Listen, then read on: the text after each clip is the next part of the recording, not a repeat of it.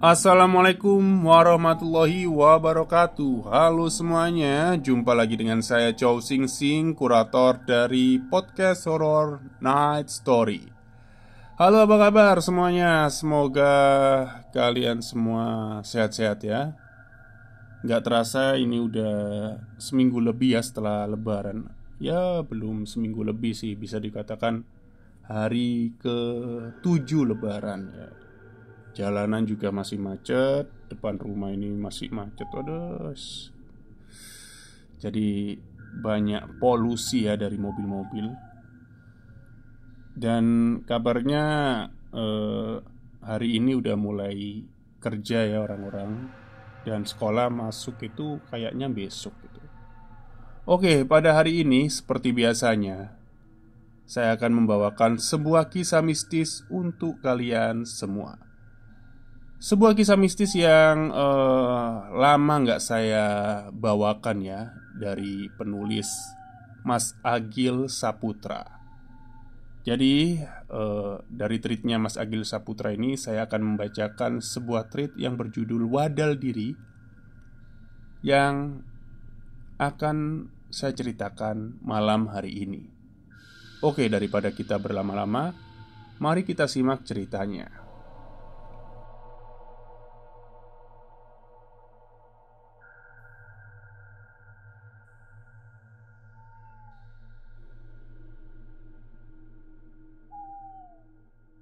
Cerita ini berdasarkan kesaksian dari Pak Suwondo, nama samaran, yang mana beliau adalah sahabat atau teman dekat sang pelaku pesugihan.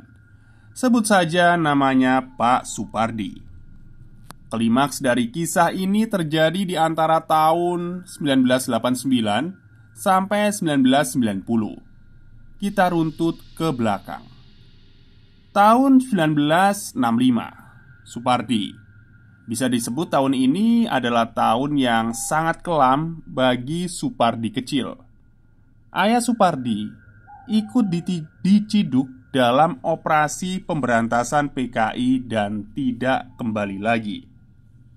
Menurut Pak Suwondo, narasumber, itu disebabkan karena ayah Supardi adalah ketua ranting dari SOBSI, semacam organisasi buruh underbow-nya PKI. Waktu itu usia Supardi masih 13 tahun. Akhirnya tinggallah Supardi dengan ibunya. Ya, takdir orang siapa yang tahu. Beberapa bulan setelah bapak Supardi diciduk, ibu Supardi menderita TBC dan naasnya beliau meninggal 1 tahun kemudian. Karena Supardi adalah anak tunggal, akhirnya Supardi pun dirawat oleh neneknya dan disekolahkan sampai lulus SMA. Keluarganya pun tergolong keluarga yang berkecukupan. Setahun setelah Supardi lulus, sang nenek meninggal dunia lantaran ya sepele sih, karena terpleset di kamar mandi. Sebenarnya Supardi masih memiliki paman, tapi entah kenapa dia menolak untuk sekedar menopang Supardi yang baru saja beranjak dewasa, dengan alasan takut terbawa kasus ayahnya. Dan tinggallah Supardi seorang diri di rumah neneknya itu.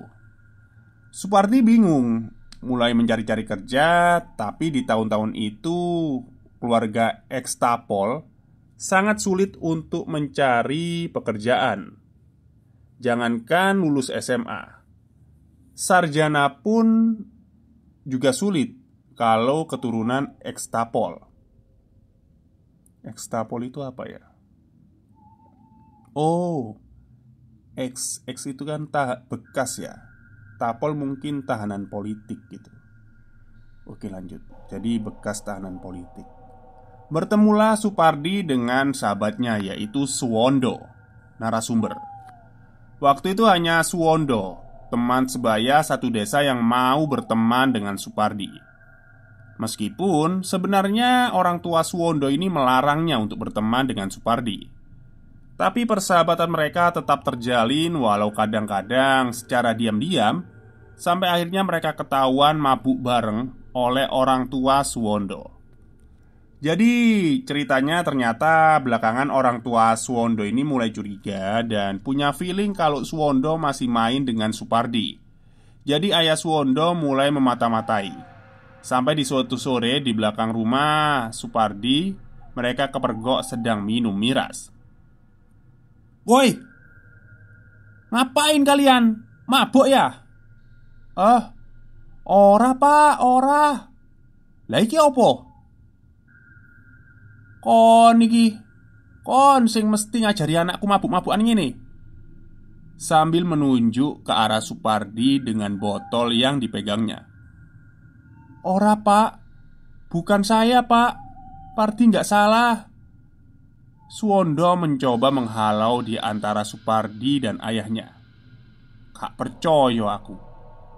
Mesti gara-gara arek iki." Seakan ingin memukul kepala Supardi dengan botol. Supardi hanya bisa meringkuk ketakutan. "Kamu jangan main lagi sama anakku. Aku ini dari keluarga baik-baik." Supardi cuma bisa menganggukkan kepalanya. Kemudian ayah Suwondo menampar Suwondo dan menyeretnya. Keluar dari pekarangan, kira-kira beberapa langkah, ayah Suwondo menoleh dan berkata, "Sekali lagi ya saya bilangin, jangan main sama anak saya. Kamu itu cuma sumber bencana. Orang miskin. Kamu itu orang kafir." Suwondo menatap Iba, tapi tak bisa berbuat apa-apa. 3 hari kemudian Suwondo mulai khawatir dengan Supardi. Dengan diam-diam dicarilah Supardi dengan maksud memberi sedikit makanan. Suwondo merasa sangat bersalah dan ingin meminta maaf atas perkataan bapaknya. Suwondo mencari-cari dan bertemu di suatu makam desa.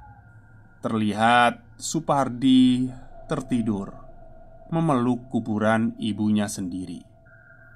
Suwondo pun menghampirinya.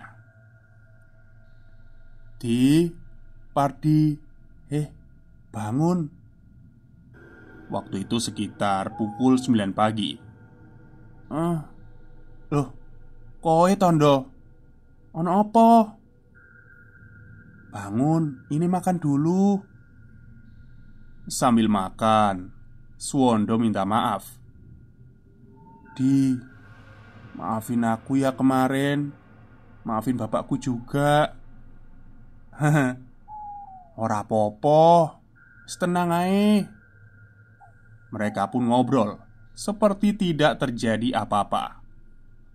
Pertemanan mereka pun masih berlanjut secara diam-diam. Sampai akhirnya kira-kira di tahun 70-an Supardi merantau. Kalau pamitnya sama Suwondo sih ke Jawa Timur, tapi rincian jelasnya Suwondo kurang tahu kerja apa. Rumah nenek Supardi pun dikontrakkan. Supardi berangkat. Sejak saat itu komunikasi Suwondo dan Supardi terputus. Sampai akhirnya 3 tahun kemudian Supardi pulang kampung. Tepatnya saat lebaran, di sini tampilan Supardi sudah berbeda. Di jalan desa, Suwondo melihat Supardi berjalan dengan seorang wanita dandanan rapi bak orang sukses. "Weh, Pardi, piye kabare? Waduh, saiki wis sukses yo. Iki sopo iki? Calonmu yo?" "Apik kabarku. Iya, iki calon bojoku." Dengan nada sinis, dia pun berjalan melewati Suwondo dan menuju rumah neneknya. Suwondo merasa Supardi sudah berubah. Ya, bisa dibilang agak sombong. Di hari raya ke-7, Suwondo melihat Supardi berkemas bersama calon istrinya dan menghilang lagi. Mungkin dia punya bisnis yang harus diurus di tempat perantauannya. Walau bisa dibilang sekarang Supardi agak songong, tapi Suwondo tidak pernah menaruh benci kepadanya. Justru kadang dia mikir mungkin Supardi masih sakit hati dengan kata-kata bapaknya waktu dulu. Sementara Supardi di perantauan terlihat ada aktivitas pembangunan di rumah neneknya Supardi. Sepertinya rumah itu sedang direhab. Setiap sore Suwondo selalu jalan-jalan dan melihat aktivitas pembangunan di rumah Supardi itu. Dilihat dari strukturnya, sepertinya rumah itu akan dibangun menjadi rumah yang megah. Dan benar saja setelah bangunan itu selesai, rumah itu menjadi mewah. Ya, bisa dibilang rumah yang paling megah di desa itu. Kira-kira 2 tahun kemudian Supardi pulang. Ya masih sama wanita itu, tapi dengan keadaan perutnya buncit, hamil. Kebetulan umur kehamilannya bareng dengan istri saya.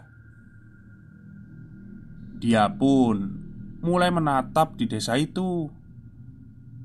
Tahun demi tahun, dia semakin berkembang, semakin kaya. Setiap ada mobil terbaru atau motor terbaru, dia selalu beli. Binter Mercy, Honda 70, Yamaha 75, Vespa, Jeep, semua dia punya. Warga desa, termasuk saya, nggak pernah tahu usahanya apa sih sampai si Supardi itu sesukses itu dalam waktu singkat.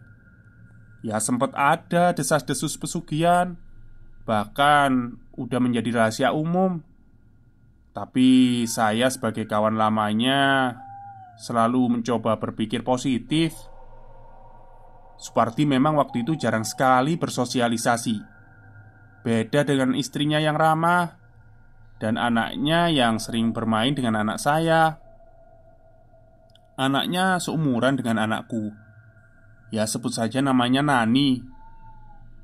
Suatu pagi di tahun 89, Nani ditemukan terbujur kaku dan membiru di kamarnya. Istri Supardi keluar dan berteriak minta tolong. Ya sontak membuat warga desa geger toh.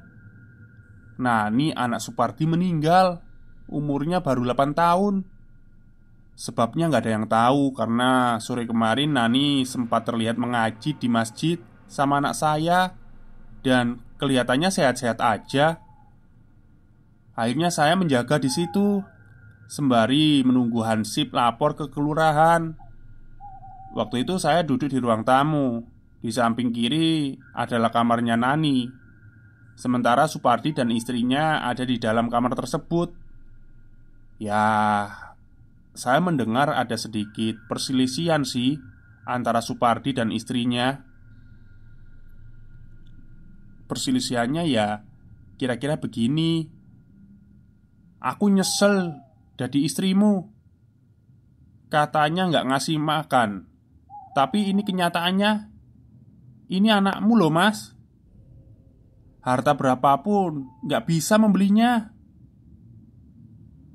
Udah, besok akan kuputus perjanjian itu. Ya aku nggak tahu toh bakal jadi seperti ini, kata Supardi. Supardi pun akhirnya keluar rumah. Dia kaget ketika melihat saya duduk di ruang tamu. Saya pun mendekatinya dan menepuk pundaknya. Sing sabar di. Dia pun memeluk saya sambil nangis dan berkata, "Kalau saya ada salah maafkan ya." "Iyo iyo, sing penting kue tabah," jawab saya begitu. Akhirnya Nani pun dikebumikan siang itu juga. Seperti biasa, pasti ada tahlilan lah 3-7 hari. Nah, di acara tahlilan yang ketujuh ini ada kejadian yang sangat aneh. Tepat di 7 hari setelah kematian Nani, hujan deras. Hanya ada sekitar 8 warga desa termasuk saya yang datang ke rumah Supardi untuk tahlilan. Ya mungkin karena hujan deras dan rumah Supardi sendiri berada di pojok desa jauh. Karena sudah semakin malam, akhirnya tahlilan pun tetap dilaksanakan walaupun dengan orang seadanya. Doa pun dimulai. Beberapa saat kemudian di tengah-tengah doa tiba-tiba terdengar suara. Mulut saya mencoba diam, tapi suara itu masih ada. Suaranya itu kayak gimana ya, gak bisa digambarkan sih. Saya pun menoleh ke Pak Hansip yang kebetulan di samping saya. Dan sepertinya Pak Hansip juga menyadarinya. Suara itu hilang. dan muncul beberapa saat. Seperti itu terus sampai akhir doa. Dan pas ada suara dar, asap mengepul di balik tikar. Setelah disingkapkan, ternyata ubin atau tekelnya lantai itu meledak. Ya saya mulai bertanya-tanya, nggak masuk akal lah, ubinnya meledak keluar sampai membentuk kayak prisma gitu. Semuanya kaget, kok bisa? Dan akhirnya suasana di situ tuh menjadi nggak enak, Mas. Ya mungkin karena takut. Setelah itu semua orang pulang, tinggal saya sama istri saya di situ. Terus terang saya iba karena Supardi terus menangis. Ya terlihat sekali lah kehilangannya. Istri saya juga terlihat tengah berbincang menenangkan istrinya Supardi di ruang tengah. Malam semakin larut. Saya, istri, dan anak saya beserta satu hansip desa ikut melean di sana. Begadang lah, budaya Jawa. Sekitar jam 11, istri Supardi, istri saya, dan anak saya tidur di ruang tengah rumah Supardi. Tinggallah saya bertiga duduk ngobrol di teras rumah. Suwondo, Supardi, dan hansip desa ini. Di situ Supardi diam terus. Kalau diajak ngobrol itu jawabannya cuma iya atau enggak. Saya dan Pak Hansip ya maklum, mungkin masih shock ya, berduka cita. Akhirnya saya pun ngobrol ngalor ngidul dengan Pak Hansip. Setelah pukul kira-kira jam 1, Supardi terlihat ketiduran di kursi samping saya persis. Ah, mungkin dia sudah capek ya. Saya pun lanjut ngobrol dengan Pak Hansip. Waktu itu kondisinya itu hujan tapi rintik-rintik. Saat saya tengah asyik ngobrol, tiba-tiba saya mendengar ada suara tangisan, Mas. Tangisan anak kecil. Iku suara opo? Kata Pak Hansip waktu itu. Ya saya pikir itu suara anak saya ya. Pas saya ngecek ke dalam rumah, saya lihat anak saya tidur nyenyak. Suara itu juga hilang. Tapi ketika saya melangkah keluar, suara itu muncul lagi. Saya kembali ngecek ke ruang tengah. Lagi-lagi saya lihat anak saya tidur nyenyak. Tapi kali ini suaranya nggak hilang. Suaranya itu seperti berpindah-pindah. Saya sendiri merinding, Mas. Terus melangkah keluar dengan sedikit berlari. Ternyata suara itu bersumber dari kamarnya Nani. Bahkan sampai di teras pun suara itu masih kenceng, Mas. Terus tiba-tiba ada teriakan dan hilang. Tapi tiba-tiba Supardi yang tengah tidur di kursi itu jatuh ke tanah dan kejang-kejang. Awalnya saya kira kena ayan ya atau apalah. Tapi anehnya setiap jeda Supardi seperti tertawa. Kejang lagi, ketawa lagi, kejang lagi. Ya begitu terus berulang-ulang. Tiba-tiba ada jeritan dari dalam rumah Supardi. Saya pun meninggalkan Supardi di luar rumah dengan keadaan seperti kesurupan. Saya ngecek ke dalam rumah menuju sumber suara itu.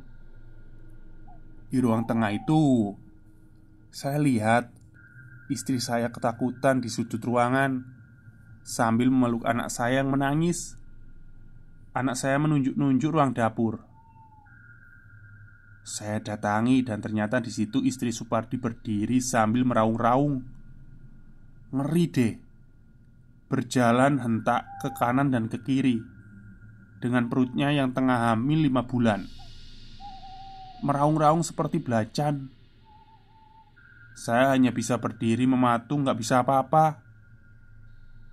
Dia berjalan mundur, mengambil cowek dan diletakkan di atas kepala sambil menatap tajam ke arah saya dan berkata, "Kamu gak usah ikut-ikutan.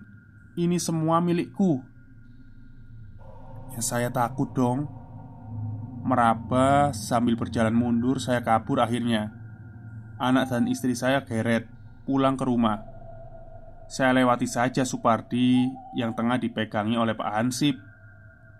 Setelah anak dan istri saya pulangkan, saya inisiatif memanggil Pak Wongso, sesepuh desa, untuk tahu apa yang sebenarnya terjadi. Sembari saya memanggil warga dan berjalan lagi menuju rumah Pak Supardi. Sampai di sana ternyata warga sudah berkumpul duluan karena mendengar keributan. Di situ Supardi sudah lemas. Beberapa saat kemudian Pak Wongso datang. Langsung saja saya diantar ke dapur. Tempat tadi istri Supardi kesurupan. Di situ terlihat istri Supardi sudah terbaring di lantai. Pak Wongso mendekat. Saya hanya berani melihat dari balik badan Pak Wongso sambil membawa segelas air. Nampaklah istri Supardi sudah sadar. Tapi tidak lama kemudian dia muntah-muntah. Ya, di muntahannya itu tercium bau kotoran manusia yang sangat gak enak. Warna muntahnya itu kuning dan berbau menyengat pokoknya. Ya benar saja, ternyata istri Supardi memuntahkan tai. Sambil menangis istri Supardi bilang, "Ampun ya Allah, ampun ya Allah," sambil menepuk-nepuk dadanya dengan keras. Tiba-tiba tangisnya perlahan berubah menjadi tertawa. Suaranya berat. Ya mustahil toh kalau itu istrinya Supardi. Sambil berdiri ditendanglah Pak Wongso sampai tersungkur di tumpukan kayu bakar samping tungku. Dia berdiri dan semakin tertawa. Dan tiba-tiba, aduh, darah mengalir mas lewat rahimnya. Dan istri Supardi pingsan lagi tersungkur di lantai dapur. Ya, saya gimana ya? Antara takut, campur aduk lah pokoknya. Kejadiannya itu benar-benar singkat. Sampai akhirnya warga di luar sudah mulai masuk. Tapi keadaan udah mulai tenang waktu itu. Meskipun semua warga menutup hidungnya, saya bingung mau menjelaskan dari mana. Sambil menahan bau, saya mengajak warga memapa istri Supardi. Semua sepertinya nggak mau. Ya mungkin jijik ya.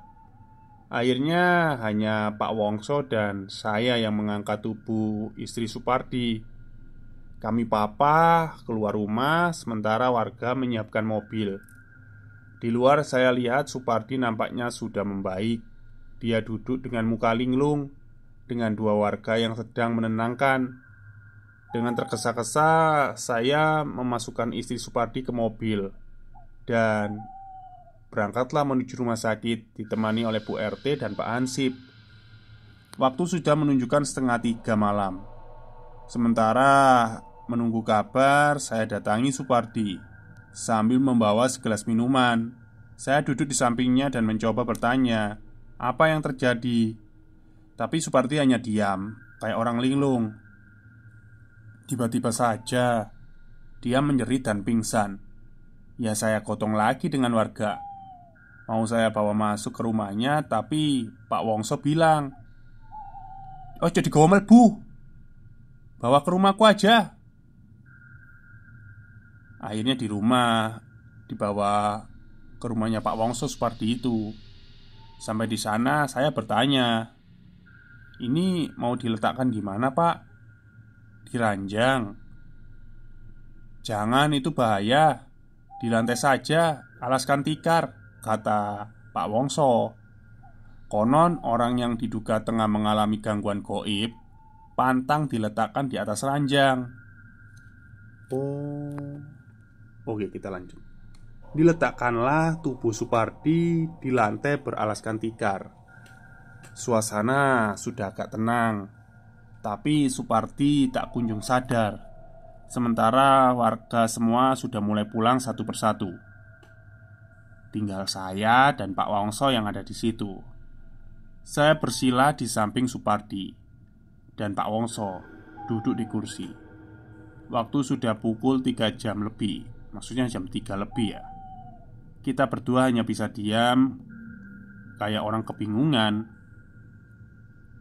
Saya mencoba mengingat kembali kejadian-kejadian tadi, menalar bertanya-tanya apa yang terjadi.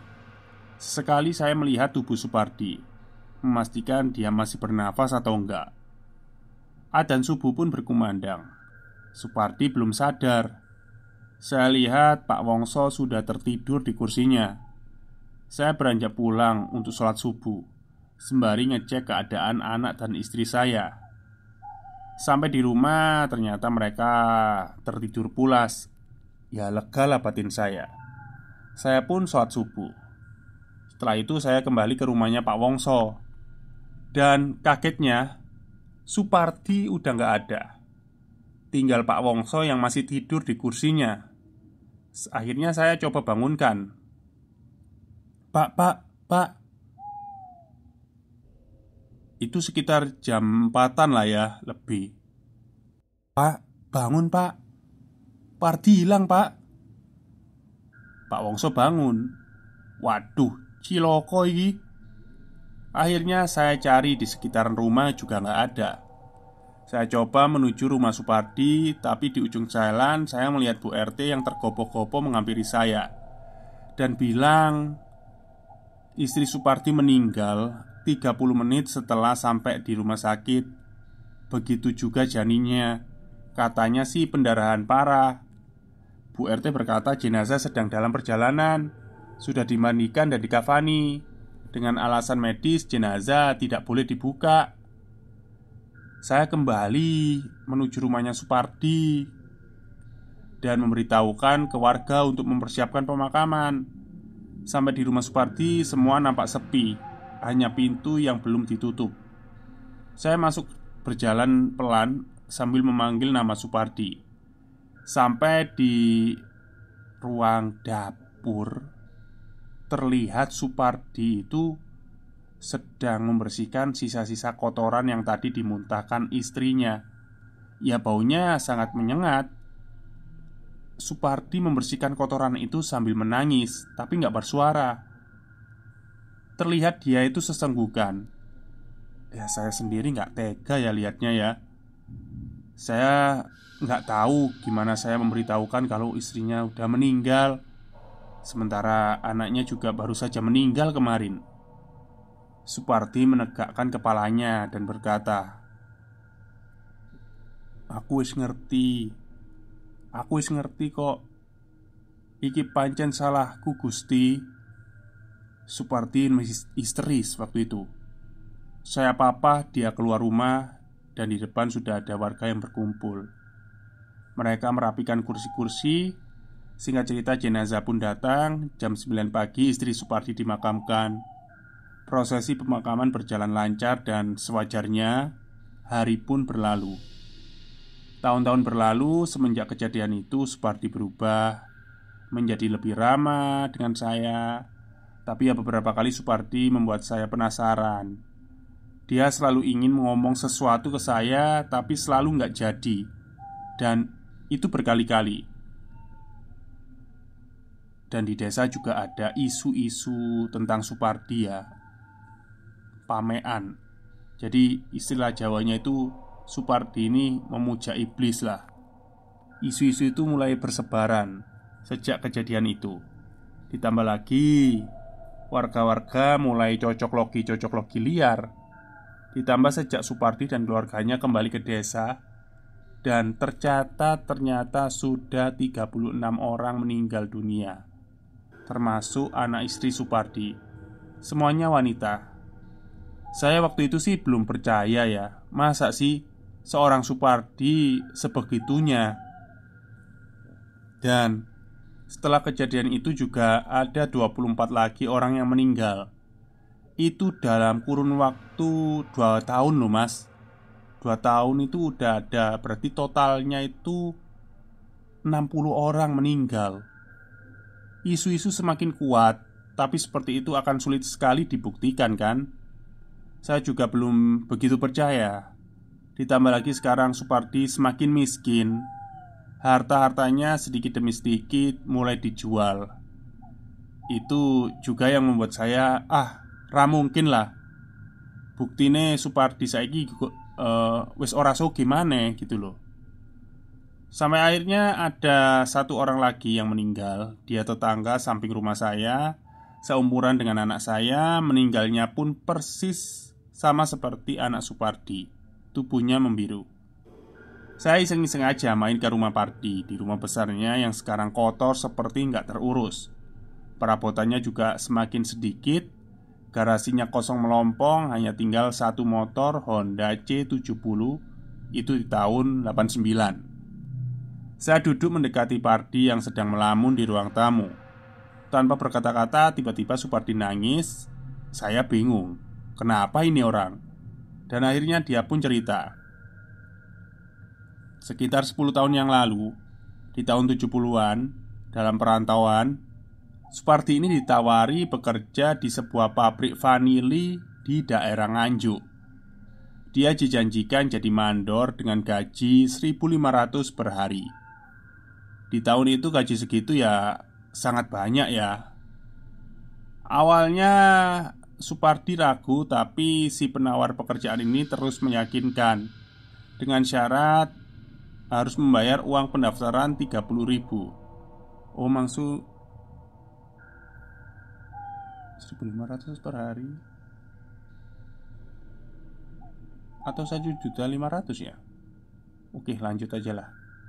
Jadi Supardi ini diharuskan membayar uang pendaftaran 30.000 kalau nggak salah. Supardi pun menjual emas milik almarhum neneknya, dapat 25.000 dan menjual kambingnya 10.000. Nah, jadi 35.000 toh. 30.000 dikasihkan calo, 5.000 buat ongkos perjalanan. Ternyata sampai di sana tidak ada yang namanya pabrik vanili. Supardi ditipu. Dia pun putus asa. Tapi di jalan bertemu Gondes. Ya, kalau kata Supardi, Gondes ini profesinya sebagai maklar dukun lah. Di jalan itu Supardi putus asa, akhirnya cerita ke Gondes itu. Diajaklah Supardi ke Alas Purwo, Banyuwangi. Supardi nggak tahu, dia taunya cuma diajak aja kerja gitu katanya. Dan Supardi bilang juga ke Gondesnya kalau dia udah nggak punya uang lagi. Ternyata Gondes ini nggak pengen uang, nggak minta uang. Dia cuma ingin ngajak Supardi ke Alas Purwo aja. Wis ta melo aku, engko uripmu mesti kepenak, ra serba kekurangan, kata Gondes itu meyakinkan. Singkat cerita sampailah mereka di Alas Purwo. Kata Mbak Supardi, maksudnya kata Pardi ya, Supardi ya. Di sana dia itu diajak ke makam Mbah Dowo, sebuah makam dengan panjang 7 meter. Kata Gondes, makam itu bukanlah jenazah manusia, melainkan sebuah tombak pusoko. Supardi masih bingung, ngapain di sini? Akhirnya Supardi mencoba bertanya, ini kita mau ngapain di sini? Ngalap berkah, saut Gondes. Karena Supardi kondisinya kalut ya dia cuma nurut aja. Setelah selesai dari makam Mbah Dowo, Supardi diajak masuk menyusuri hutan. Di sana ada banyak goa, kata Supardi. Nah, masuklah mereka berdua di salah satu goa. Singkat cerita mereka berdua ritual. Supardi hanya bisa diam mengikuti arahan Gondes itu. Hari mulai petang, Supardi mulai ketakutan dan terbesit di pikiran Supardi tentang hidup enak tanpa serba kekurangan. Kata Supardi, tiba-tiba itu muncul sesosok makhluk besar tinggi di depannya. Supardi ingin kabur tapi dicegah oleh Gondes. Diam aja kamu di sini, kata Gondes itu sambil memegang paha Supardi. Supardi pun mengiyakan arahan Gondes. Sosok itu semakin mendekat tepat di hadapan muka. Sosok itu berkata, abadi sampai mati yo. Gondes menyenggol Supardi. Terbata Supardi menjawab enjih. Langgeng tekaning pati. Istilahnya ya abadi sampai mati. Sambil menyerahkan sesuatu di kedua tangannya kepada Supardi. Sesuatu itu adalah sebuah kotak dan kendi kecil berukuran mangkok. Refleks Supardi menerimanya dan gelap. Semuanya jadi gelap. Supardi seperti tertidur, dan ketika matanya terbuka ternyata hari sudah siang. Dan anehnya, Gondes itu sudah tidak ada di tempat itu, hilang.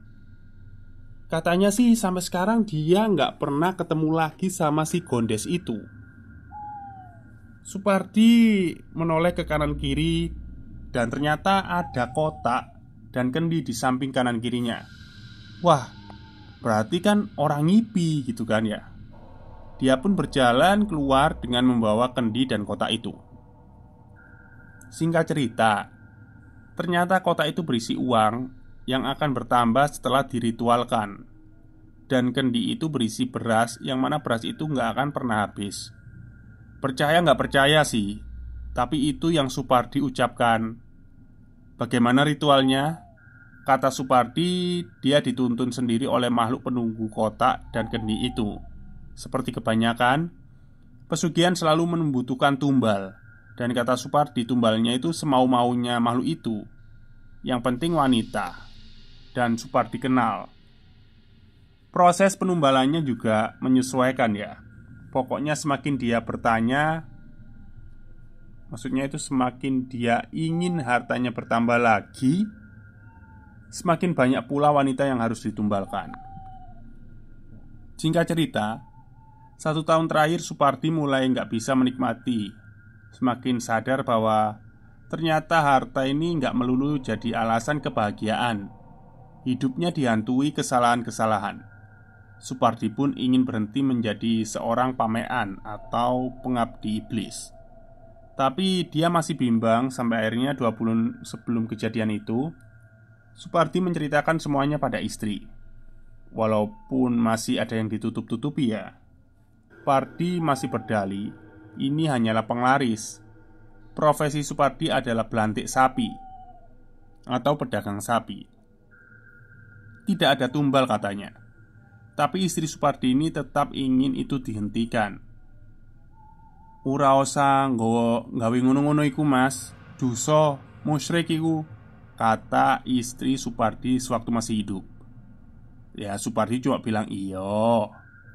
Nggak disangka perdebatan kecil dengan istrinya itu menjadikan Supardi mantap untuk menghentikan semua ini. Dan dengan sepenuh hati sebulan sebelum kejadian mengerikan itu, Supardi mengatakan ke penunggu kotak dan kendi itu, dia minta untuk berhenti. Tapi penunggu itu malah jadi marah dan mengatakan bahwa Supardi berkhianat. Karena di perjanjian saat pertama Supardi di Alas Purwo, itu langgeng nganti tekaning mati, yaitu abadi sampai mati. Malu itu marah dan mundur serta menghilang. Akhirnya semua terjadi dari anaknya yang ditemukan membiru. Istrinya muntah kotoran dan keguguran. Setelah itu kotak itu sudah kosong, tak bisa lagi mendatangkan uang. Begitu juga dengan kendinya. Berasnya juga nggak bisa bertambah lagi. Supardi pun tak pernah melakukan ritual-ritual penumbalan lagi. Tapi ternyata tumbal harus tetap ada. Walaupun Supardi sudah tidak mendapatkan hasilnya, dari situ sebelum ada orang yang akan mati, dia didatangi makhluk itu di dalam mimpi dan berkata, "Ini akan aku makan," sambil memperlihatkan wajah sang tumbal. Begitu terus berulang puluhan kali dan tumbalnya hampir semua adalah satu desa. Ya antara percaya nggak percaya, mereka sangat marah dan nggak tega. Saya bertanya, "Terus? Sampai kapan gini terus?" Saya ngobrolnya itu nggak terasa sampai larut ya. Tapi saat itu saya masih belum percaya sepenuhnya. Soalnya pasca kejadian Supardi menjadi aneh. Walau ramah tapi tatapannya kosong, seperti orang yang kurang waras. Saya pun pamit pulang. Di depan pintu Supardi, dia bilang, "Ngapura sing akeh yo." Saya jawab halah dengan senyuman. Saya berjalan pulang tanpa firasat apapun. Betapa kagetnya keesokan harinya Supardi ini ditemukan tewas di depan rumahnya. bunuh diri dengan meminum gramason, sejenis pestisida. Matanya terbuka dan keluar darah hitam dari telinga, hidung, dan mulutnya. Saya sendiri nggak menyangka. Sebulan kemudian saya nggak kuat memendam cerita Supardi. Akhirnya saya cerita ke Pak Wongso yang notabene orang pintar.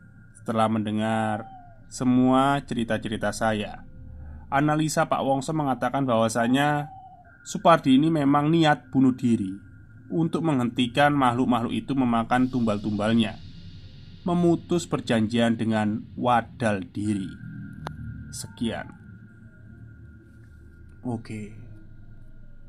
Jadi Supardi ini bisa dikatakan untuk menghentikan korban berjatuhan di desa itu, dia rela untuk mematikan dirinya ya, atau bunuh diri lah. Karena dengan cara itu ritual iblisnya udah selesai gitu.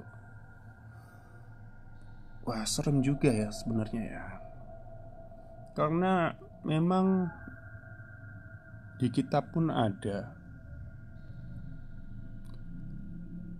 sebaik-baiknya jin itu sejelek-jeleknya manusia.